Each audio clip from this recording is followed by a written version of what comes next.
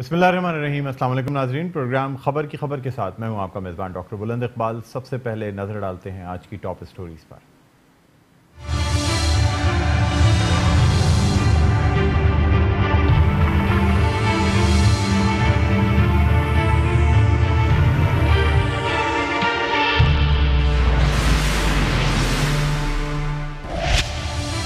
वज़ीर-ए-आज़म इमरान खान का बड़े शहरों में कच्ची आबादियों के लिए स्कीम शुरू करने का ऐलान। कहते हैं दीगर ममालिक में बैंक घर बनाने के लिए कर्ज देते हैं, पाकिस्तान में बैंक कर्ज नहीं देते, इसलिए गरीब घर नहीं बना सकते। बिलावल भुट्टो जरदारी कहते हैं कठपुतली हुकूमत का मकसद 18वीं तरमीम पर हमला करना है। सिलेक्टेड हुकूमत ने धांधली करके बजट पास कराया, हर चीज पर टैक्स लगाए जा रहे हैं, पूरे मुल्क में महंगाई का सुनामी आ गया। नाइंसाफी को बेनकाब ना किया तो हमारी हार होगी। जाली बैंक अकाउंट्स और मनी लॉन्ड्रिंग केस। रहनुमा पाकिस्तान पीपल्स पार्टी फरियाल तालपुर का 20 जुलाई तक राहदारी रिमांड मंजूर। नैब को सिंध असेंबली से फरियाल तालपुर के प्रोडक्शन ऑर्डर मौसूल। सिंध असेंबली से प्रोडक्शन ऑर्डर जारी हुए हैं, जाना चाहती हैं? अदालत का सवाल, जी इजलास में जाना चाहती हूँ, फरियाल तालपुर का जवाब।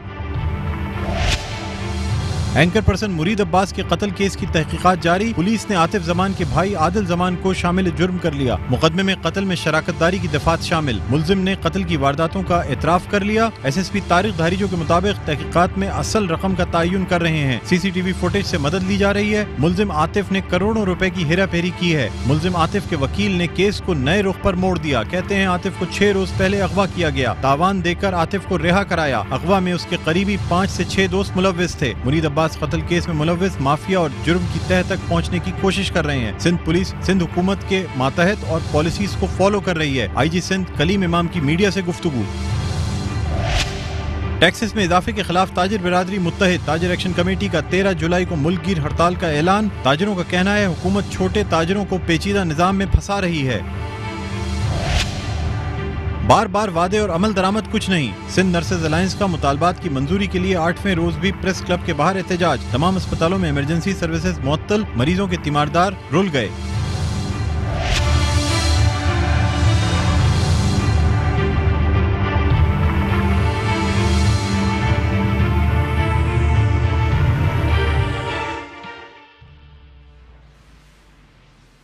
जी नाज़रीन, स्टोरीज आपने देखी। सबसे पहले हम बात करना चाहेंगे जाली बैंक अकाउंट्स और मनी लॉन्ड्रिंग केस, जिसमें कि रहनुमा पाकिस्तान पीपल्स पार्टी फरियाल तालपुर का राहदारी रिमांड 20 जुलाई तक मंजूर कर लिया गया है।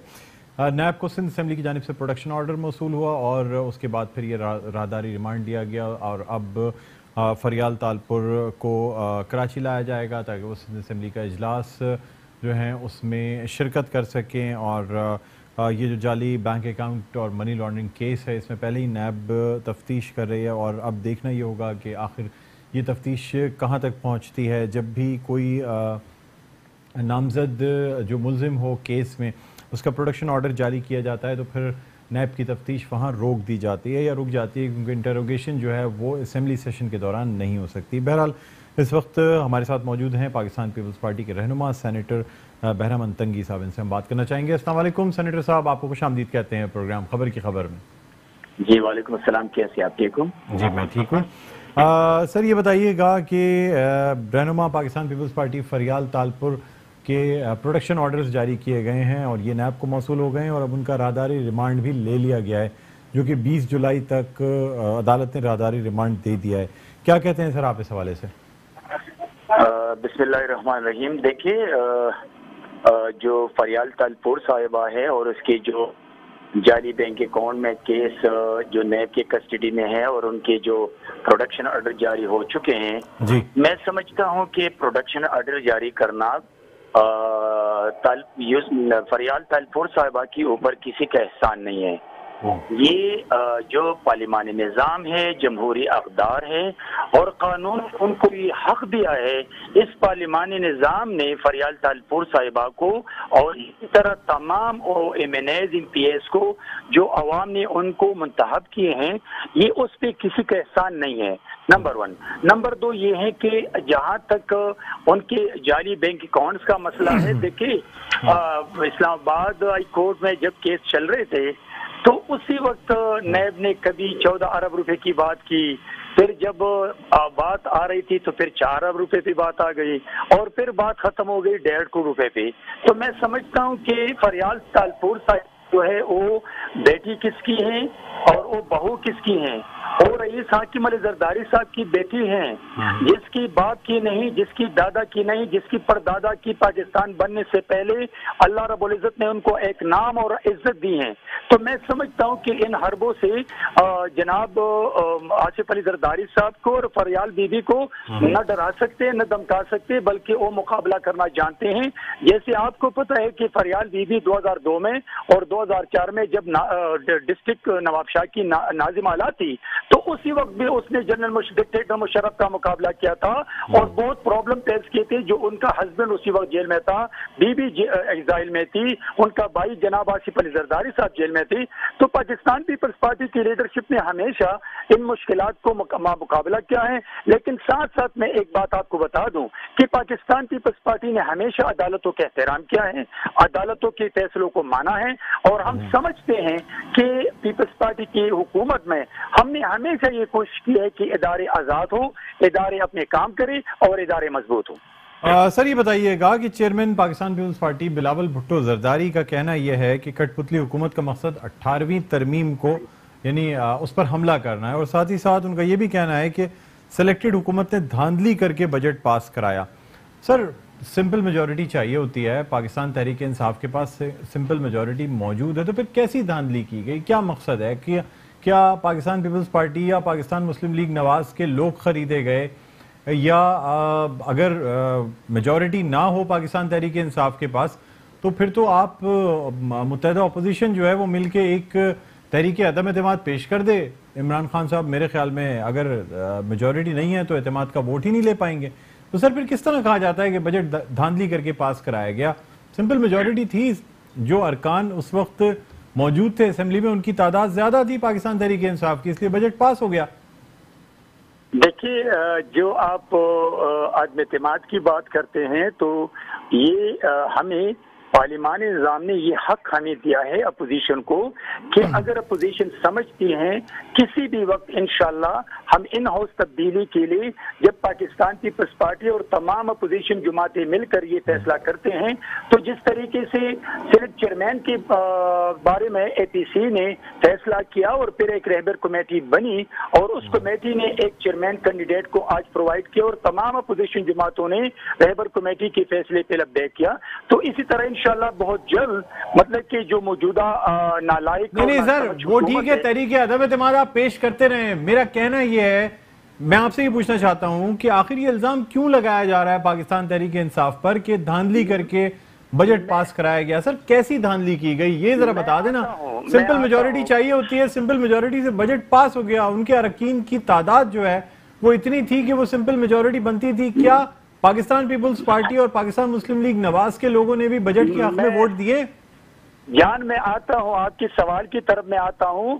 بلاول بھٹو زرداری صاحب نے جو کچھ کہا ہے میں آپ کو یاد دلانا چاہتا ہوں کہ کیا سلیکٹڈ پرائم منسٹر نے جب مینگل کو ان کے ساتھ میٹنگ کروا کے ان کو کیا کچھ نہیں دیا، ان کو کیا آفر کیا، پھر اس نے جب مطلب کہ ان کے ساتھ بیٹھ کے ان کو کیا نہیں دیا، اسی طرح جو آزاد امینیز تھے جو ان کو پارٹی میں جوائن کروائے ہیں ان کے ساتھ کیا نہیں کیا۔ تو جب ایک حکومت مطلب کہ ارب روپے کی پیکج دیتے ہیں، اربوں روپے ڈیولپمنٹل فنڈ کے نام سے دیتے ہیں اور ان کو وزارتیں دیتے ہیں، تو کیا یہ ہارس ٹریڈنگ نہیں ہے؟ کیا یہ دھوکے سے بجٹ پاس کرنے کی بات نہیں ہے؟ میں سمجھتا ہوں کہ یہ تو ریکارڈ پہ ہیں کہ موجودہ نالائق حکومت نے ڈیورنگ دا بجٹ سیشن اس نے کیا حرب استعمال نہیں کی ہے، اور یہ پارلیمانی نظام میں کبھی ایسا ہم نے نہیں دیکھا ہے کہ بجٹ پاس کرنے کے لیے وہ پاکستان کی قوم کی دولت کو اسی طرح لٹا کے اربوں روپے پیکج دے دیں تاکہ وہ اپنی ملک دشمن عوام دشمن بجٹ پاس کرے۔ تو بلاول بھٹو زرداری صاحب نے جو کہا ہے وہ تو ریکارڈ پہ ہیں، اسی لیے ہم کہہ رہے ہیں۔ سینیٹر صاحب ایک لاسٹ آپ سے کوسچن کرنا چاہوں گا سر، بہت مجھے سمپل جواب دیجیے گا سر۔ سابق صدر آصف علی زرداری پہ یہ الزام بھی اب لگایا جا رہا ہے کہ بحیثیت صدر انہوں نے کئی ملکوں کے نجی دورے کیے، اور ایک دو نہیں 20 ایسے دورے ہیں جو نجی دورے کیے گئے جس پہ اربوں روپے خرچ ہوئے ہیں سر۔ اب اس چیز کا بھی حساب نکالا جا رہا ہے سر، اس پہ کیا کہیں گے آپ؟ یہ نجی دورے جو بحیثیت صدر مملکت کے کیے گئے ہیں جن کا تعلق پاکستان کی اکانومی سے یا پاکستان کی کوئی سفارتی اقدامات سے نہیں تھا، یہ محض اپنے لیے پرسنل दुबई के दौरे हैं, इंग्लैंड के दौरे हैं, मुख्तलिफ ऐसे दौरे हैं जो कि निजी नौयत के दौरे हैं, जो कि बहैसियत सदर पाकिस्तान किए गए हैं, जिस पे अरबों रुपए खर्च हुए हैं। देखिए बिलावल भुट्टो, जनाब आसिफ अली जरदारी साहब ने जो दौरे किए हैं और आज जिस हुकूमत ने कहा है कि इतने अरब रुपए खर्च हो चुके हैं, तो इस वक्त हुकूमत इन लोगों के पास है, इदारे इन लोगों के पास है, पब्लिक अकाउंट कमेटी हैं, वजारतें हैं। तो मैं समझता हूं कि अभी इनको रोना नहीं चाहिए, इनको चाहिए कि जनाब आसिफ अली जरदारी साहब की दौरों पे जो खर्च हो चुके हैं वो कौम के सामने बेशक इसी तरह न ले आए कि प्रेस कॉन्फ्रेंस करे, उनको पार्लियामेंट में डिस्कस कर ले, उनको पीएससी में डिस्कस कर ले, इदारों को दे दे, इन्वेस्टिगेशन करे। क्यों आज भाई इमरान और इमरान की टीम को कंटेनर की तरह खड़े होकर रोना शुरू करते हैं? भाई आज तो उनकी हुकूमत है, वो इल्जामात न लगाए, वो साबित करे कि अगर जनाब आसिफ अली जरदारी साहब ने दौरे करके कौम के पैसे को लूटा है तो बेबी ये भी प्रेस कॉन्फ्रेंस के जरिए न बताएं, ये साबित करे। और ये भी मैं आपको बता दूं कि जनाब आसिफ अली जरदारी साहब जब प्रेसिडेंट ऑफ पाकिस्तान थे तो उसी वक्त प्रेसिडेंट हाउस का हम शोहरत नहीं देते, पर्सनल पॉपुलरिटी के लिए हम धोखे, फ्रॉड, झूठ नहीं बोलते हैं। इमरान ने अभी ये जो शुरू किया है, प्रेसिडेंट हाउस का खर्चा हमेशा जनाब आसिफ अली जरदारी साहब ने अपनी जेब से किया है, ये भी रिकॉर्ड पे है। लेकिन आज मैं समझता हूं कि इमरान के पास इदारे हैं और इदारों में साबित करे तो अवाम को पता चल जाएगा कि जनाब आसिफ अली जरदारी साहब ने कौम का पैसा खर्च किया है। ठीक है जी, बहुत शुक्रिया सेनेटर साहब। सेनेटर बहरामंद तंगी हमारे साथ मौजूद थे, पाकिस्तान पीपल्स पार्टी से इनका ताल्लुक है। बहुत शुक्रिया, आपने प्रोग्राम खबर की खबर में वक्त दिया। नाज़रीन, एक छोटा सा वक्फा लेना चाहेंगे, वक्फे के बाद दोबारा आपकी खिदमत में हाजिर होते हैं। देखते रहिए प्रोग्राम खबर की खबर।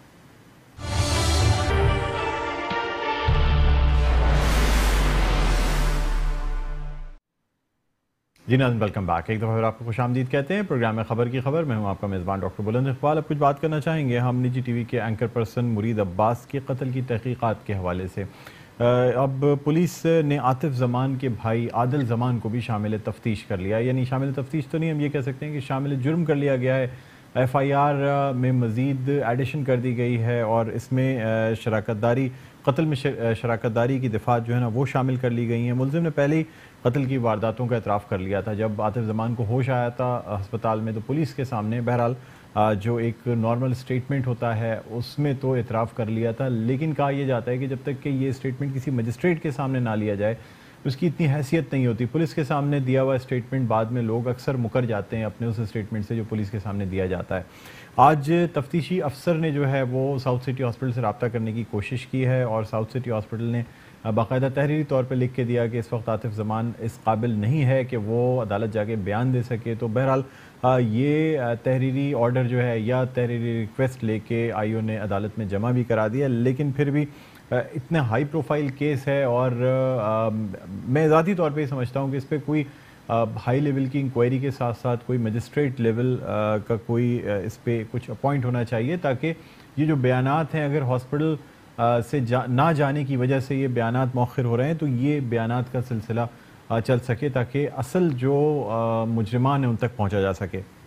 बहरहाल नाज़रीन, इसी हवाले से गुफ्तगू करने के लिए हमारे साथ इस वक्त हमारे प्रोग्राम में ऑनलाइन मौजूद हैं समीर कुरैशी। हम इनसे बात करना चाहेंगे, हमारे नुमाइंदे हैं। अस्सलाम वालेकुम समीर कुरैशी, आप मेरी आवाज़ सुन सकते हैं? वालेकुम सलाम, बिल्कुल आवाज़ सुन सकता हूँ जी। अच्छा समीर कुरैशी, बताइएगा कि अब तक इस यानी ये जो निजी टीवी एंकर मुरीद अब्बास के कत्ल की तहकीकात जारी हैं, इसमें कोई मजीद पेशरफ्त हुई है? समीर कुरैशी, आपकी आवाज़ मुझे नहीं आ रही है। जी मैं ये आपसे पूछना चाह रहा हूँ कि एंकर पर्सन मुरीद अब्बास के कत्ल की तहकीकात में कोई नई पेशरफ्त, कोई नया पहलू सामने आया है? जी देखें, ये जो तफ्तीश हो रही है, तहकीकात हो रही है मुरीद अब्बास कत्ल केस की, यहाँ कई पहलू सामने आ रहे हैं और ये गुत्थियां जो है सुलझने का नाम नहीं ले रही। पहले तो ये कहानी जो हमारे जराए से ये पता चली थी कि उसके पास कोई उसका ना वालिद है ना कोई उसके घर वाला है, सिवाय बीवी के कोई भी नहीं है। लेकिन उसके बाद अब उसके वालिद साहब भी आ गए और वकील भी आ गया और उसके बाद उसके भाई। समीर, असल में जो मुरीद अब्बास का जो क्लोज सर्किल है उनका ये कहना था कि जो आतिफ ज़मान है कातिल, उसने अपने तमाम दोस्तों को ये बताया हुआ था कि बालाकोट में जलजले के दौरान उसकी पूरी फैमिली, पूरा खानदान खत्म हो गया था और उसकी वाइफ के अलावा یعنی اس کی اہلیہ کے علاوہ اس کی خاندان میں کوئی شخص شامل نہیں ہے. اب ایک طرف بھائی بھی سامنے ہیں, دوسری طرف والد بھی ہیں جو کہ اب منظر عام پر آ گئے ہیں ایک وکیل کے تھرو. اس کے علاوہ ایک شخص نے ساؤتھ سٹی ہاسپٹل میں 2.5 لاکھ روپے کی رقم جمع کی ہے جس وقت عاطف زمان کو ساؤتھ سٹی یعنی منتقل کیا گیا ہے. ویسے تو عام طور پہ جو لاوارث ملزمان ہوتے ہیں کسی بھی مقدمے کے ہوں وہ سرکاری ہسپتال میں ہی ان کا علاج کیا جاتا ہے, لیکن یہ کوئی بتانے کے لیے تیار نہیں کہ کس کے کہنے پہ پولیس نے عاطف زمان کو ایک سرکاری ہسپتال سے کراچی کے ایک مہنگے ترین ہسپتال میں ساؤتھ سٹی میں منتقل کیا ہے. تو آپ نے یہ باتیں پوچھی ہیں کہ کس کے کہنے پہ منتقل کیا گیا, کیسے منتقل ہوا, اگر کوئی اس کا جاننے والا رشتہ دار موجود نہیں تھا تو؟ جی دیکھیں, یہ میں یہی کہہ رہا تھا آپ سے کہ یہ کیس کی جو گتھیاں ہیں یہ سلجھنے کا نام نہیں لے رہی. کہ پہلے تو اس کا کوئی نہ سوائے بیوی کے کوئی بھی نہیں تھا, اس کے بعد اس کا بھائی عادل آ گیا جس کا اسلحہ بھی استعمال کیا اس نے, اس کا لائسنس یافتہ اسلحہ استعمال کیا اس نے ان تمام چیزوں کے اوپر. اس کے بعد اس کے والد صاحب بھی آ گئے, وکیل بھی آ گئے, یعنی ساری چیزیں آ گئی ہیں. اس کے علاوہ اگر تفتیشی ٹیموں کے جو ہمارے افسران سے بات ہوئی ہے ان کا یہ کہنا ہے, کوئی کہہ رہا تھا 20 کروڑ کا معاملہ ہے, کوئی کہہ رہا تھا 50 لاکھ کا معاملہ ہے, کوئی کہہ رہا تھا کتنے کا معاملہ ہے, لیکن یہ ٹوٹل معاملہ 300 کروڑ روپے تک جاتا ہے جس میں میڈیا انڈسٹری کے ساتھ ساتھ بینکنگ سیکٹر بھی شامل ہے جنہوں نے اس کو پیسے دیے ہیں. یہ اس کا کام یہ تھا کہ ایک جو پہلے تو اس کے بارے میں پتہ یہ چلا ہے کہ یہ غریب آدمی تھا, غریب آدمی کے ساتھ ساتھ اس نے ٹائروں کا بزنس شروع کیا تھا اور ٹائروں کے بزنس کے ساتھ ساتھ اس نے سارے یہ آرام باغ روڈ کے اوپر جتنے ٹائر والے بزنس والے ہیں ان کے ساتھ جو ہیں ان کے بزنس سارے وہاں پر اس کے ساتھ کیے تھے. اس کے ساتھ اگر آپ دیکھیں تو اس کے علاوہ اس دن اس نے 5 افراد کو بلایا تھا جو کہ جن کے بارے میں اس نے پہلے ابتدائی جو بیان دیا ہے کہ یہ جو لوگ تھے یہ مجھے بلیک میل کرتے تھے. بلیک میل, اس نے بلیک میل کا لفظ یوز کیا جبکہ وہ ایسا کرتے تھے کیونکہ انویسٹر تھے اور انویسٹر کے ساتھ ساتھ جو ہے انہوں نے یہ کہا کہ اس میں بھی مسئلہ یہ ہوا کہ یہ کہیں خیبر پختونخوا سے ٹائر اسمگلنگ کرتا تھا اور اسمگلنگ کے اس دوران وہاں پکڑا گیا تھا اور پکڑنے کے بعد اس نے نیوز اینکرز کو ہی یوز کیا تھا اور یوز کرنے کے بعد اس کو 5 کروڑ روپے کا ایک دھچکا لگا تھا کہ 5 کروڑ روپے وہاں دیکھ کر اس کے جو اسمگلنگ شدہ ٹائر تھے وہ چھوٹے تھے. اس کے بعد سمیر قریشی یہ بھی مجھے بتائیے گا کہ ایک تیسری ایف آئی آر آج درج کی گئی ہے. آپ کہہ رہے ہیں کہ بھائی کا لائسنس اسلحہ تھا, لیکن کیا تیسری ایف آئی آر 13D جو کہ غیر قانونی اسلحہ رکھنے کی ایف آئی آر ہوتی ہے, کیا وہ بھی درج کی گئی ہے آج؟ جی دیکھیں 2 ایف آئی آر جس کے خلاف کی گئی تھی, 2 ایف آئی آر تیسری ایف آئی آر آج کچھ خبریں جو گردش کرتی رہی ہیں کہ پولیس نے ایک تیسری ایف آئی آر بھی درج کی ہے جو دراصل غیر قانونی بغیر لائسنس اسلحہ رکھنے, کیونکہ جو اس میں اسلحہ استعمال ہوا ہے وہ بغیر لائسنس ہے. یہ بات کنفرم ہو چکی ہے یا نہیں ہوئی ہے سر اب تک؟ جی دیکھیں اس وقت جتنی جو ایف آئی آر ہے, ایک تو ایف آئی آر یہ کہ زارا آباد کی مدعیت میں کی گئی ہے. وہ زارا آباد کی مدعیت میں جو ایف آئی آر ہے وہ جو ہے وہ عاطف زمان اور اس کے خلاف کی گئی ہے جو 2 قتل میں کی گئی ہے, خضر حیات کے اندر اور مرید عباس کے کیس کے اندر. اس کے علاوہ جو دوسری ایف آئی آر کی گئی ہے اس کی خودکشی کی گئی ہے اور اب تک جو ہے وہ پولیس نے تیاری کر لی ہے. لیکن پولیس نے اسی خودکشی کے اندر یہ چیز بھی رکھی ہے کہ عاطف زمان جو ہے اس نے اپنے بھائی کا اسلحہ یوز کیا ہے اور اسلحہ یوز کرنے کی ایف آئی آر جو ہوتی ہے یہ 23 ہے کہ ایف آئی آر تو عاطف زمان پہ بنے گی, لیکن اس کا بھائی جو ہے جو اس کے اوپر 16B کی ایف آئی آر ہوگی. اب تک ایف آئی آر کا میرے ذاتی علم میں نہیں ہے کہ ایف آئی آر ہوئی یا نہیں ہوئی ہے, لیکن 16B کی ایف آئی آر ہوگی کیونکہ اس نے اپنے بھائی کا اسلحہ استعمال کیا ہے. اچھا یہ بتائیے گا کہ اب تو اس کیس میں 2 طریقے سے تحقیقات جا رہی ہیں, یعنی ایک طرف تو قتل کی جو واردات ہوئی ہے اس کی تحقیقات ہو رہی ہیں, دوسری طرف پیسے کی ہیرا پھیری ہے, وائٹ کالر کرائم بھی اس میں بہت بڑے پیمانے پہ کیا گیا ہے, پیسوں کی کروڑوں روپے کی نہیں اربوں روپے کی ہیرا پھیری کہی جا رہی ہے.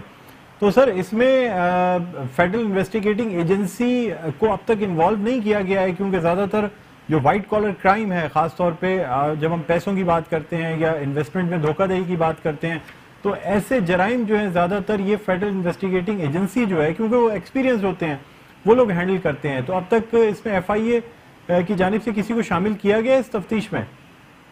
جی دیکھیں، ابھی نام جو ہیں وہ منظر عام پہ نہیں آ رہے ہیں. کچھ بینکنگ سیکٹر کے لوگ ہیں جو اس کے ساتھ ملوث ہیں، ان کے نام بھی سامنے آ رہے ہیں کہ بینکنگ سیکٹر کے لوگوں کو جو ہے ان کے کروڑوں روپے لگے ہوئے ہیں. اور اس کے علاوہ اگر دیکھا جائے تو اس کے علاوہ میڈیا انڈسٹری کے بھی جو ہے کروڑوں روپے لگے ہوئے ہیں. کچھ چینلز کے لوگ ہیں جنہوں نے 5 کروڑ روپے جو ہے وہ یہاں پر لگائے ہوئے ہیں. تو یہ اس طرح سے ہماری انویسٹیگیشن کی 5 رکنی تحقیقاتی ٹیم بنی ہے، جس میں ایس ایس پی کلفٹن بھی ہیں، اور اس کے علاوہ ایس پی کلفٹن ہے، S S P Clifton investigation ہے، ایس ایچ او درخشاں ہے، ایس آئی او درخشاں ہے.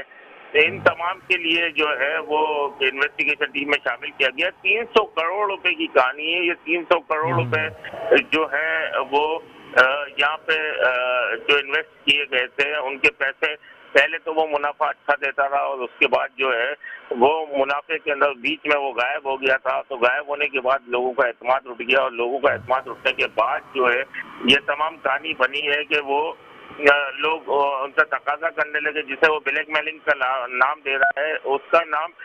اس کے بعد جو ہے یہ سامنے آیا، لوگوں کو کہا کہ میں تمہارا پیسہ واپس کر دوں گا، اور 5 افراد کو بلایا تھا. اس نے 2 افراد کو تو گولیاں مار دی. اگر وہ 3 افراد مزید ہوتے تو وہ بھی یقیناً مارے ہی جاتے. ٹھیک ہے، بہت شکریہ سمیر قریشی، آپ نے ہمیں جو ہے جوائن کیا، ہمارے پروگرام میں وقت دیا. ناظرین، اس میں ایک پہلو یہ بھی ہے کہ آج ایک وکیل جو ہیں وہ خاص طور پہ منظر عام پر آئے، جن کا یہ کہنا ہے کہ عاطف زمان کے والد نے انہیں یہ بتایا ہے کہ عاطف زمان کو 6 روز قبل اغوا کیا گیا تھا اور تاوان دے کے عاطف زمان کو چھڑایا گیا. ایک نیا موڑ دینے کی کوشش کی گئی جو عام طور پہ اس قسم کی وارداتوں کے بعد ملزم کو سزا سے بچانے کے لیے کیا جاتا ہے. تو اب اسی طرح کا ایک وکیل صاحب جو ہیں وہ سامنے آئے ہیں، جنہوں نے باقاعدہ، ان کا بیان بھی آج میڈیا پہ چلتا رہا کہ انہوں نے یہ کہا ہے کہ عاطف زمان کو اغوا کر لیا گیا تھا، اور اس کے قریب دوست تھے، 5-6 قریبی دوست جنہوں نے اغوا کیا تھا. اس کے علاوہ ایک اور فیملی بھی ہے، یعنی کیونکہ ایک انفینٹی گروپ کے نام سے ایک کمپنی بنائی گئی تھی جس سے کہ امپورٹ ایکسپورٹ کا کاروبار کیا جاتا تھا، اور دراصل یہ کہا جاتا ہے کہ یہ دراصل اسمگلنگ کا کاروبار تھا جو انفینٹی گروپ کے تحت کیا جاتا تھا. اس میں ایاز شوکت اور صدف ایاز، ان کے بھی نام آ رہے ہیں. اور خاص طور پہ جب ہم نے سوشل میڈیا پہ جا کے ان کی پروفائل کو دیکھنے کی کوشش کی، جو کہ مرید عباس نے باقاعدہ جو یعنی اس واقعے سے تقریباً 3 روز قبل جو ہے ایک تصویر ڈالی تھی، جس میں ریوالور یا پسٹل جو ہے ٹی ٹی پسٹل وہ سامنے صاف طور پہ رکھا ہوا ہے، اور ساتھ ساتھ یہ بھی لکھا ہوا تھا ٹو ہوم اٹ میں کنسرن، یعنی جو لوگ ان سے منسلک ہیں ان تک یہ بات پہنچ جائے کہ یعنی باقاعدہ پسٹل جو ہے وہ فوکس کر کے دکھائی گئی تھی. اس میں عمر ریحان کا بھی نام تھا جو کہ فوٹیج میں بھاگتے ہوئے جن کو دیکھا جا سکتا ہے. اس میں عاطف زمان کا بھی نام تھا، اس میں ایاز شوکت کا بھی نام تھا، صدف ایاز کا نام تھا. تو اب جب یعنی یہ واقعہ ہوا تھا اس وقت تو ان کی فیس بک آئی ڈیز جو تھیں وہ ایکٹیو تھیں، لیکن پچھلے 2 روز سے اب یہ فیس بک آئی ڈیز بھی ڈی ایکٹیویٹ کر دی گئی ہیں. اس کے علاوہ جو مختلف انویسٹیگیٹو رپورٹرز ہیں انہوں نے جب رابطہ قائم کرنے کی کوشش کی گئی ہے تو ان کے سیل نمبرز بھی بند آ رہے ہیں. تو اب ایسے بہت سے لوگ اس گینگ کے ساتھ یا اس گروہ کے ساتھ منسلک تھے مبینہ طور پہ. یہ میں وثوق کے ساتھ تو نہیں کہہ سکتا، ہو سکتا ہے ان کی اپنی کوئی مجبوری ہو جس کی وجہ سے انہوں نے آئی ڈیز بند کر دی ہوں، لیکن بظاہر ایسا لگتا ہے کہ اس واقعے کے بعد سے اس تصویر میں جتنے لوگ ٹیگ تھے اس میں سے ان 2 لوگوں نے اپنی جو فیس بک آئی ڈی ہے وہ بند کر دی ہے. اس کے علاوہ عمر ریحان بھی اب تک منظر عام پر نہیں آئے ہیں، حالانکہ انہوں نے ہی تمام لوگوں کو مطلع کیا. جو پولیس کی جانب سے کہا جا رہا ہے 15 پہ کال کی گئی، زارا عباس کو کال کی گئی تاکہ وہ اس فلیٹ پہ یا وہاں اس آفس میں پہنچ سکیں.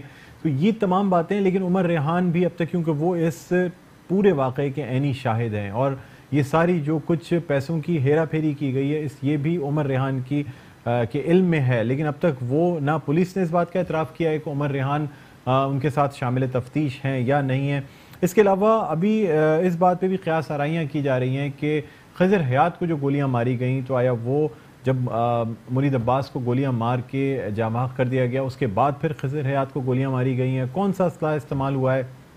پھر عاطف زمان کے جو والدین اب منظر عام پر آ گئے ہیں، بھائی منظر عام پر آ گیا ہے، اب مختلف چھاپے بھی مارے جا رہے ہیں. اس حوالے سے تحقیقات کا جو دائرہ ہے وہ وسیع کیا جا رہا ہے، لیکن بہرحال ابھی اس میں مزید ٹائم لگے گا یہ جو پوری گتھی ہے یا یہ جو چیزیں ہیں، ایک کمپلیکیٹڈ کیس بنتا جا رہا ہے، اس کو سلجھنے میں مزید وقت لگے گا جب تک کہ عاطف زمان کو ہوش نہیں آ جاتا، یا یہ کہ مکمل طور پہ وہ مجسٹریٹ کے سامنے اپنا ایک مکمل بیان نہیں دے دیتے۔ ناظرین، اب ہم بڑھنا چاہیں گے اپنی اگلی سٹوری کی جانب، جو کہ ہے کراچی میں نرسز، جو کہ ایک بہت اہم شعبہ ہے پیرامیڈیکل اسٹاف کا، جو ہاسپٹلس میں ڈاکٹرز کا ہاتھ بٹاتے ہیں، اور نرسز یا پیرامیڈیکل اسٹاف کے بغیر ہاسپٹلس کی چاہے ایمرجنسیز ہوں یا وارڈز ہوں وہ چلائے نہیں جا سکتے، کیونکہ ڈاکٹروں کا کام صرف دوائیں مطلب مرض کی تشخیص کر کے اس کے حوالے سے ٹریٹمنٹ لکھنا ہوتا ہے، لیکن یہ ٹریٹمنٹ کس طرح دینا ہے، کس طرح سے مریضوں کی دیکھ بھال کرنی ہے، یہ کام نرسز کا ہوتا ہے۔ بار بار وعدے اور عمل درآمد کچھ نہیں ہوا ہے۔ آج 8واں روز ہے جب نرسز کی جانب سے سندھ نرسز الائنس جو ہے وہ کراچی پریس کلب کے باہر ان کا احتجاج جاری ہے، اور تمام اسپتالوں میں ایمرجنسی سروسز جو ہیں وہ معطل کر دی گئی ہیں۔ ہمارے ساتھ اس وقت موجود ہیں اعجاز علی صاحب، جو کہ رہنما ہیں سندھ نرسز الائنس کے، ہم ان سے بات کرنا چاہیں گے۔ السلام علیکم اعجاز صاحب، آپ کو خوش آمدید کہتے ہیں پروگرام خبر کی خبر میں۔ وعلیکم السلام۔ سر یہ بتائیے گا کہ آپ کی کیا مطالبات ہیں جو کہ منظور نہیں ہو پا رہے ہیں، جن کی وجہ سے سندھ نرسز الائنس کی جانب سے کراچی پریس کلب کے باہر جو ہے احتجاج اور دھرنا جاری ہے، کیا کہتے ہیں آپ؟ جی بالکل، ہمارے یہ 2017 سے کام چل رہا تھا۔ ہمارے جو ایشوز تھے، اس ایشوز میں ہمارے جو چار مین ایشوز ہیں وہ ہیں، ایک تو ہمارا 40 فارمولا کے تحت اپ گریڈیشن اور پروموشن کا مسئلہ ہے، جو کہ ایک 25-30 سالوں سے ہمارے پروموشنز نہیں ہو رہے، اور ہمارا اسٹرکچر جو ہے وہ ریسٹرکچر نہیں کیا جا رہا۔ جب سے پاکستان بنا ہے تب سے اسٹرکچر وہی ہے، نامنکلیچر چینج نہیں ہو پا رہا ہے، اور ساری چیزیں وہی ہیں جو 1977 سے جو 1947 سے جو بنی تھی۔ اب دوسرا مسئلہ ہمارا ہیلتھ پروفیشنل الاؤنس کا ہے، جو کہ ڈاکٹرز کو اور پیرامیڈیکل کو، فارماسسٹ کو، ان تمام لوگوں کو دیا جا رہا ہے، اور ہمیں نہیں دیا جا رہا، جو ہم روٹیشنل 24 آورس ڈیوٹی کر رہے ہیں اور کرٹیکل ایریاز میں کام کرتے ہیں، تو وہ نہیں دیا جا رہا۔ ہمارے نرسنگ اسکولز کے جو آفیسرز ہیں ان کا DDO پاورز ان کو نہیں دیا جا رہا۔ ہمارے نرسنگ شعبے میں جو پورے سندھ میں ہماری نرسز اس وقت 2300 لوگ کام کر رہے ہیں، اور سینکشن چیزیں 3800 ہیں، ہم ان کو بڑھانا چاہ رہے ہیں، کیونکہ ڈاکٹرز جو ہے اس وقت 18,000 سے ابو ڈاکٹرز کام کر رہے ہیں ہاسپٹلس میں سندھ میں، اور 2300 نرسز جو ہے ہماری کام کر رہی ہیں۔ تو ہم نے 14,000 نرسز کی اسامیاں بڑھانے کا ان سے ڈیمانڈ کی تھی حکومت سندھ سے، اور حکومت سندھ نے ہمارے ساتھ 6 مئی 2019 کو ایک معاہدہ کیا تھا، جو تحریری معاہدہ تھا، اور انہوں نے ہماری سمریاں بھیجی تھی اور ان پہ عمل درآمد کے لیے 10 دن کا وقت مانگا تھا، جو کہ انفارچونیٹلی نہیں ہو پایا، اور 2 ماہ گزرنے کے بعد انہوں نے ہمیں جواب دے دیا کہ جو ہے نا یہ CM صاحب نے ریگریٹ کر دی ہے سمری، اور ہم کچھ نہیں کر سکتے، جس کی وجہ سے ہم نے دوبارہ جو ہے وہ 4 مئی کو جو ہے دھرنا، 4 جولائی کو دھرنا شروع کیا، اور آج 8 دن کمپلیٹ ہو چکے ہیں، اور کل ہم 9ویں دن میں جو ہے وہ دھرنا ہمارا شامل ہو جائے گا۔ اس حوالے سے آپ کے کس سے مذاکرات ہوئے ہیں دوبارہ جب یہ احتجاج شروع کیا گیا ہے، تو کیا سندھ حکومت کی جانب سے کسی سے آپ کے مذاکرات ہوئے ہیں اس حوالے سے؟ جی بالکل، کل جو ہے ہمارے پاس حکومتی ٹیم کے جو ہیلتھ ڈپارٹمنٹ سے 4 رکنی ایک کمیٹی آئی تھی، ان میں addition secretary, DS، deputy secretary, section officer اور ڈائریکٹر نرسنگ میں شامل تھے۔ انہوں نے ہم سے پھر دوبارہ 15 دن کا جو ہے وہ ٹائم مانگا، اور کہا کہ آپ دھرنا ختم کریں اور کام شروع کریں، 15 دن ہمیں دیں اور ہم اس کام کو جو ہے وہ کروائیں گے۔ تو ہم نے ان کو کہا کہ آپ کی جو باس ہیں سیکریٹری ہیلتھ اور کمشنر کراچی، انہوں نے ہم سے ایک معاہدہ کیا تھا، اور سٹنگ میں بلدیہ منسٹر جو لیبر منسٹر ہے انہوں نے انٹروین کیا تھا، اور یہ ہمارا معاملہ 10 دن کے اندر حل ہونا تھا، جو کہ انفارچونیٹلی نہیں ہوا۔ جو رائٹنگ میں معاہدہ کر کے آپ لوگ مکر گئے ہیں، تو ہم کس پہ اب ٹرسٹ کریں؟ اب باتوں پہ ہم تو ٹرسٹ نہیں کر سکتے۔ ہم وہ تحریری معاہدہ حکومت سندھ اور محکمہ صحت کو یاد دلانے آئے ہیں کہ ہمارا وہ تحریری جو معاہدہ تھا 10 دن کا، وہ آپ امپلیمنٹ کریں۔ ہمیں نہ تو گورنمنٹ کے ساتھ کوئی کانفلکٹ سر، لیکن آپ کو یہ اندازہ ہے کہ آپ کی اس احتجاج سے کتنے لوگوں کو، یعنی کتنے مریض متاثر ہو رہے ہیں؟ ایمرجنسی سروسز رکی ہوئی ہیں، احتجاج اپنی جگہ، لیکن ظاہر سی بات ہے پہلے بھی آپ سے معاہدہ ہو چکا ہے، ان چیزوں میں ٹائم تو لگتا ہے۔ ڈاکٹرز کا احتجاج بھی ہم نے دیکھا، ینگ ڈاکٹرز ایسوسی ایشن کی جانب سے احتجاج کیا گیا، وقت ضرور لگا، مطالبات بھی مانے گئے، تمام چیزیں ریکٹیفائی بھی کر دی گئیں، لیکن یوں 10 دن، مطلب 8 سے 10 دن یہ جو آپ کا احتجاج جاری ہے، تو کیا اس میں آپ لوگوں کی غیر حاضریاں لگ رہی ہیں؟ آپ کی تنخواہیں ڈیڈکٹ کی جائیں گی اتنے دن کی جتنے دن آپ احتجاج پہ بیٹھے ہوئے ہیں؟ جی دیکھیے بات یہ ہے کہ میں نے جیسے اسٹارٹنگ میں آپ سے عرض کیا کہ 2017 سے یہ ہماری کمیٹی بنی ہوئی تھی جس میں نرسنگ الائنس کے ریپریزنٹیٹیو بھی موجود تھے اور حکومتی نمائندے بھی موجود تھے اور انہوں نے کام کیا اور اس پہ کام کر کے 40 ایئر فارمولا کو مکمل ایک شکل دی. اس کے بعد جو ہے وہ 2017 اعجاز صاحب میرا آپ سے سوال صرف یہ ہے, میرا سوال سن لیجیے گا پہلے. جی آپ 8 روز سے احتجاج کر رہے ہیں, ٹھیک ہے سر, جتنے نرسنگ اسٹاف ہے وہ ہاسپٹلز میں سرکاری اسپتالوں میں کام نہیں کر رہا ہے, حاضری ضرور لگائی جاتی ہے, کیا ان 8 سے 10 دن کی سیلری آپ ریسیو نہیں کریں گے جو آپ کا نرسنگ اسٹاف؟ جی دیکھیں بالکل وہ کریں گے. بات تو پھر یہ زیادتی ہے, یہ زیادتی کی بات نہیں ہے کہ آپ کا نرسنگ اسٹاف, آپ لوگ احتجاج کر رہے ہیں یا تو 1 گھنٹے کی علامتی. دیکھیں تہذیب یافتہ معاشروں میں ہوتا ہے, آپ کالی پٹیاں باندھتے ہیں, 1 گھنٹے کا علامتی احتجاج کرتے ہیں, روزانہ احتجاج کرتے ہیں, اپنے ورکنگ آورز کے علاوہ احتجاج کرتے ہیں, لیکن اسپتالوں میں کام روک دینا, ایمرجنسی سروسز کو رکوا دینا, آپ یعنی نرسنگ اسٹاف موجود ہے اسپتال میں لیکن کام نہیں کر رہا, حاضری لگائی جا رہی ہے, تنخواہیں لی جا رہی ہیں, یہ 10 دن کی تنخواہوں کا اندازہ ہے آپ کو کہ کتنی بنتی ہیں اگر صرف ہم نرسز کی تنخواہیں کیلکولیٹ کریں؟ ڈاکٹر صاحب بات یہ ہے کہ جب ڈاکٹر کمیونٹی کی بات آتی ہے تو وہاں پہ جو ہے نا وہ ساری چیزیں مسیحا پن اور دوسری چیزیں جو ہے سائڈ پہ ہو جاتی ہیں, اور جب نرسز اپنے حقوق کے لیے نکلتی ہیں اور ان کے ساتھ جو ایک 25-30 سال سے زیادتیاں ہو رہی ہیں تو میرے خیال میں جو ہے نرسز کمیونٹی کو ویٹیج بہت کم دیا جا رہا ہوتا ہے, وہ اس لیے کہ وہ اعجاز صاحب میرے سوال کا آپ ابھی بھی جواب نہیں دے رہے ہیں.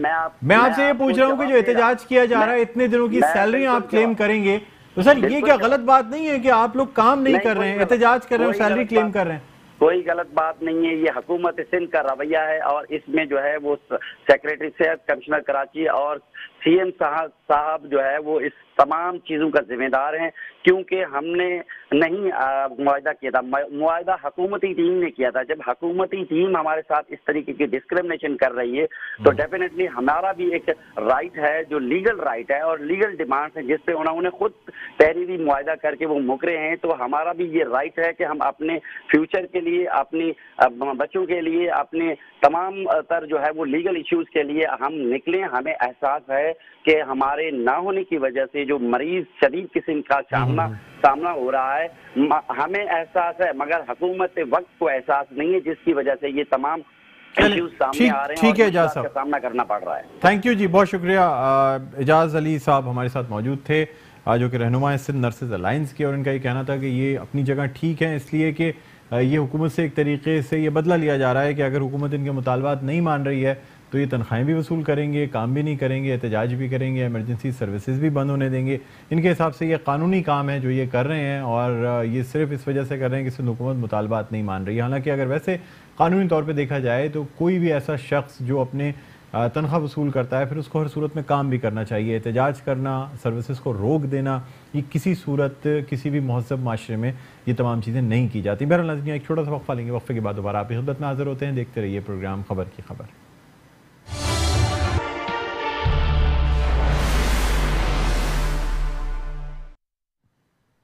ناظرین ایک دفعہ پھر آپ کو خوش آمدید کہتے ہیں پروگرام میں خبر کی خبر. میں ہوں آپ کا میزبان ڈاکٹر بلند اقبال. اب ہم کچھ بات کرنا چاہیں گے کہ تاجر ایکشن کمیٹی نے 13 جولائی کو ملک گیر ہڑتال کا اعلان کر دیا ہے. آپ کو یہ بتاتے چلیں کہ ٹیکسز میں اضافے کے خلاف تاجر برادری جو ہے وہ متحد ہو گئی ہے. تاجروں کا کہنا ہے کہ حکومت چھوٹے بڑے تاجروں کو پیچیدہ نظام میں پھنسا رہی ہے, یعنی جو ٹیکسز کا نظام, جو ٹیکسز لگائے گئے ہیں اس میں چھوٹے تاجروں کو اعتماد میں نہیں لیا گیا ہے, اور چونکہ جو چھوٹے کام کرنے والے سندھ اسمال انٹرپرائزز والے جو تاجر ہیں ان کو جو ہے چونکہ اعتماد میں نہیں لیا گیا, اس لیے ٹیکسز کی وجہ سے وہ ایک بہت ہی پیچیدہ صورتحال کا شکار ہوتے جا رہے ہیں. اسی حوالے سے ہمارے ساتھ تاجر رہنما موجود ہیں رضوان عرفان, جن سے ہم بات کرنا چاہیں گے. السلام علیکم سر, خوش آمدید کہتے ہیں آپ کو پروگرام خبر کی خبر میں. بہت بہت شکریہ. یہ بتائیے کہ تاجر ایکشن کمیٹی کا 13 جولائی کو ملک گیر ہڑتال کا اعلان کیا گیا ہے. سر کیا وجہ ہے؟ ٹیکسز تو تمام عوام پہ لگے ہیں, چھوٹے تاجر ہوں بڑے تاجر ہوں سب پہ ہی ٹیکسز لگائے جا رہے ہیں, کیا وجہ ہے, کیوں ہڑتال کا اعلان کیا گیا ہے؟ میں آپ کو بتاتا چلوں, کوئی ہم نے پہلے ہڑتال کی کال دی تھی کوئی پیر کو 8, 9, 10 3 دن. پھر ہماری ملاقات ہوئی گورنر صاحب سے, تو گورنر صاحب نے یقین دہانی کرائی کہ ایف بی آر کے چیئرمین سے ہم آپ کو ملاقات کرائیں گے اور آپ کا مسئلہ حل کریں گے. ہم نے وہاں بھی یہ بولا تھا کہ ہمارے جو ہم نے ہڑتال کی کال وہاں پہ دے رہے ہیں وہ مذاکرات سے مشغول ہے. ہمارے اگر مذاکرات کامیاب ہوتے ہیں तो हम जो है हड़ताल वापस ले लेंगे। हमने उसको मौखर किया था। अब जब प्राइम मिनिस्टर साहब आए उसके बाद उन्होंने मुलाकात कराई हमसे, FBR के चेयरमैन से। हम वहाँ बैठे, हमने 11 निकात पेश किए, उसमें 1-2 उन्होंने माने, मना नहीं करता हूँ, माने, लेकिन बहत्तर में जो है उन्होंने जो है उसको कहा कि हम ये नहीं कर सकते। और सबसे बड़ा जो हमारा डेडलॉक जो आया वो शनाख्ती कार्ड पे आया। हमने कहा ये शनाख्ती कार्ड की शायद जो है इसको वापस लेके वो कहते हैं कि हम नहीं कर सकते। उसमें क्या शर्त लगाई गई है सर? किस शर्त को आप चाहते हैं कि वापस हो जाए? कौन से कानून को? बेसिकली हम जो है वो ज्यादातर जो जोर है वो है शनाख्ती कार्ड का। शनाख्ती कार्ड 50,000 के सेल पे शनाख्ती कार्ड जो मांग रहे हैं, वो वजह ये है कि वो ये चाहते हैं कि कोई अगर कस्टमर कोई खरीदे तो वो जो है वो बताए शनाख्ती कार्ड दे कि वही भी आया वो टैक्स देता नहीं देता। सबसे पहले हमने कहा कि आप इसमें फिक्स टैक्स लगा दें दुकानदारों पे और उसको आसान कर दें। आप आसान कर देंगे तो सब टैक्स नेट में आ जाएंगे, फिर शनाख्ती कार्ड का मसला ही रहेगा, हर कोई शनाख्ती कार्ड देगा। लेकिन ये जो आप यानी 50,000 से ज्यादा की कोई भी खरीदारी करता है तो उस शख्स को अपना शनाख्ती कार्ड की कॉपी आपके पास जमा करानी होगी? बिल्कुल देना पड़ेगा। और आपको बताऊं कस्टमर कैसे देगा? कस्टमर कहता है मैं आपको पैसे देके चीज खरीद रहा हूँ, वो कैसे शनाख्ती कार्ड देगा? वो सवाल ही पैसे नहीं होते शनाख्ती कार्ड दे, वैसे ही कारोबार नहीं है। और उसके बाद शनाख्ती कार्ड की शर्त आ गई तो वैसे ही कारोबार खत्म हो जाएगा। अच्छा, और इसके अलावा क्या आपके मुतालबात हैं जो नहीं माने गए? एक तो उन्होंने मोबाइल के सिलसिले में उन्होंने कहा कि भाई कुछ शायद उन्होंने माने कि हम जो है इसकी ड्यूटी कम कर रहे हैं, लेकिन जो PTA टैग और टाइप अप्रूवल का शर्त है वो कहते हैं हम इसमें जो है बात करेंगे, अब वज़ीर तिजारत से बात करेंगे, वो SRO निकालेंगे या जो भी हमारा जो लाखों की तादाद में मोबाइल हमारे पड़े हैं, हमने कहा हम सरेंडर करने की कोशिश हम देने से तैयार हैं आपको, आप इसकी ड्यूटी लगाएं। उन्होंने कहा ये SRO जो है मिनिस्टर ऑफ कॉमर्स है वो लेंगे इसका फैसला। तो मैंने कहा वो हमारा है मौजूद तो हम बुला लें, लेकिन वो उस पर उन्होंने कहा कि आप इस्लामाबाद आए, कराची के ताजिर इस्लामाबाद जाएं। ये छोटे ताजिरों का इतना नहीं है कि सिलसिला वो जा सकें। जब आप आए थे कराची तो आपको उसको फैसला करना चाहिए था, आपने फैसला नहीं किया। और सबसे पहले डेडलॉक जो है वो शनाख्ती कार्ड पे आया, तो तमाम जितने भी कराची के ताजिर थे उस पर मुत्तफिक नहीं थे और उन्होंने साफ साफ मना कर दिया कि हम ये इसको वापस नहीं लेंगे। उस पर जो है इन लोगों ने और हड़ताल की कॉल दी है और जो है हड़ताल पूरे कराची जो बंद हो गए। तो आप क्या समझते हैं कि हुकूमत आपके मुतालबात मान लेगी आपकी हड़ताल करने से, अगर ये शनाख्ती कार्ड की शर्त लगाई गई है और 50,000 से ज्यादा के ट्रांजैक्शन पे आप लोगों को, ये वो ट्रांजैक्शन है जो कैश के थ्रू की जाती है, अगर ये डेबिट कार्ड या क्रेडिट कार्ड से ट्रांजैक्शन की जाए तो फिर तो उस पर कोई पाबंदी नहीं है?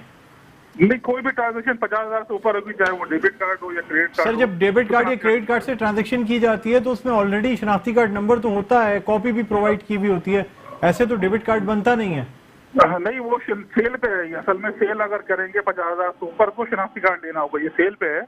50,000 सेल होगी तो शनाख्ती कार्ड देना होगा। सर कस्टमर को शनाख्ती कार्ड देना होगा या जो बेचने वाला है उसको अपना शनाख्ती कार्ड देना? कस्टमर का शनाख्ती कार्ड देना होगा, कस्टमर का। अच्छा, तो चलिए ये तो अब आप क्या समझते हैं कि अगर ये मुतालबात नहीं माने गए तो सिर्फ 13 जुलाई को ही हड़ताल की जाएगी, आगे भी इसको कंटिन्यू किया जाएगा? मैं आपको बताऊं ये जो नाफिज जो इन्होंने अभी किया नहीं, ये अगस्त से शुरू करेंगे। अगस्त से अगर ये नाफिज होगा तो फिर और परेशानी होगी लोगों को और फिर जो है और फिर हो सकता है हड़ताल बढ़ जाए इसमें।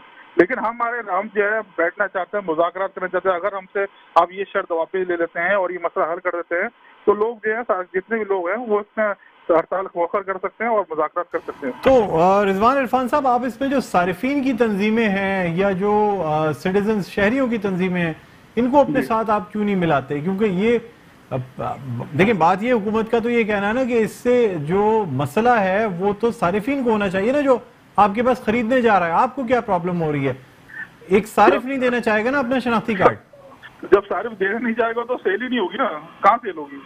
सर जिसने अगर कोई चीज खरीदनी है उसके लिए जरूरी है तो फिर वो तो खरीदेगा ही, चाहे शनाख्ती कार्ड लिया जाए या पासपोर्ट की कॉपी जमा कराई जाए। वो शनाख्ती कार्ड इसलिए मांग रहे हैं कि आया वो जो चीज ले रहा है 50,000 के ऊपर वो इनकम टैक्स पेयर है या नहीं है, वो ये पता करना चाहते हैं। ये पता करना चाहते हैं वो कि शनाख्ती कार्ड जो कस्टमर जो देगा वो हमें वहाँ जमा करानी होगी इनकम टैक्स में।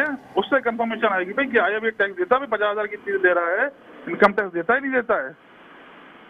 ठीक है, तो अब आप समझते हैं कि अगर ये यकम अगस्त से कहा गया इसको नाफिजुल अमल करने के लिए? जी, यकम अगस्त से उन्होंने कहा है कि इसको नाफिज करें। पहले उनको अभी करना था जुलाई में, लेकिन उन्होंने बढ़ा दिया है। हम कहते हैं आप ये शर्ती खत्म, अगर जब सब लोग इनकम टैक्स पेड हो जाएंगे तो ये मसला ही खत्म हो जाएगा शनाख्ती कार्ड का। आप रेगुलर तौर पे छोटे छोटे दुकानदारों पे फिक्स टैक्स लगाएं और ये जो है इस मसले का आपका हल निकल आएगा। जब हर आदमी टैक्स देगा तो शनाख्ती कार्ड देते भी उसको परेशानी नहीं होगी, वो देगा शनाख्ती कार्ड। ठीक है, बहुत शुक्रिया रिजवान इरफान साहब, आपने हमारे प्रोग्राम में वक्त दिया। अभी एक ऐसा मसला है कि कोई भी शख्स अगर 50,000 रुपये ज़्यादा की ख़रीदारी करता है तो उसे अगर कैश नकद ख़रीदारी कर रहा हो तो फिर उसे अपने शनाख्ती कार्ड की कॉपी देनी होगी। हालांकि हमारे मुल्क में हर चीज़ का कोई ना कोई इलाज निकाल लिया जाता है, चाहे छोटी छोटी ट्रांजेक्शन दिखाई जाएंगी, यानी कोशिश यही की जाएगी कि अगर कोई चीज़ 50,000 की है भी तो उसे ऑफिशियली ये दिखाया जाएगा कि 50,000 से कम की ये चीज़ बेची गई है या ख़रीदी गई है। ये तमाम आसान हल तो हमारी कौम निकालने में माहिर रही, लेकिन बहरहाल एक अच्छा इक़दाम मैं समझता हूँ हुकूमत की जानिब से लोगों को टैक्स नेट में लाने के लिए। और जो लोग वाइट मनी अपने पास रखते हैं, यानी ऐसे लोग जो तनख्वाहदार तबका है या ऐसे लोग हैं जिनके ज़राए आमदनी के जो हैं वो बिल्कुल क्लियर हैं, तो उनको तो कोई परेशानी होनी नहीं चाहिए। बहरहाल अब देखते हैं कि आया हुकूमत की मुतालबात मान लेती है या फिर ये स्ट्राइक मजीद कंटिन्यू करती है। बहरहाल नाज़रीन, हमारे प्रोग्राम का वक्त अब अपने अख्ताम पर पहुँचता है। मुझे बुलंद इकबाल को इजाज़त दीजिए, अपना बहुत ख्याल रखिएगा। अल्लाह हाफ़िज़।